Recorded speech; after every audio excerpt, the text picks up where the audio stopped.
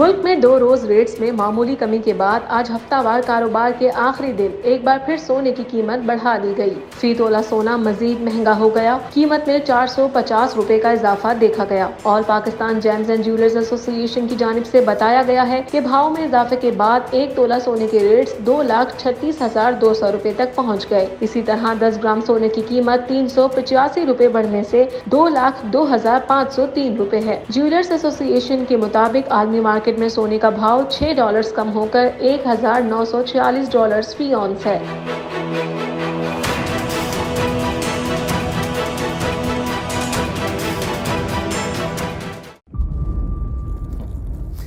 इंतजार था ना।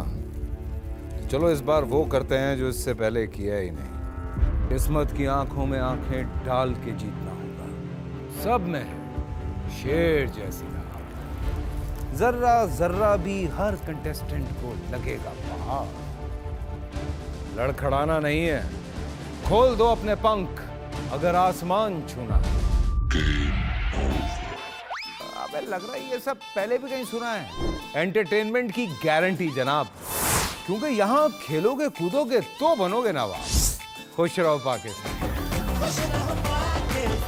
खुश रहो पाकिस्तान बुध और जुमेरात शाम 7 बजे सिर्फ बोल एंटरटेनमेंट पर।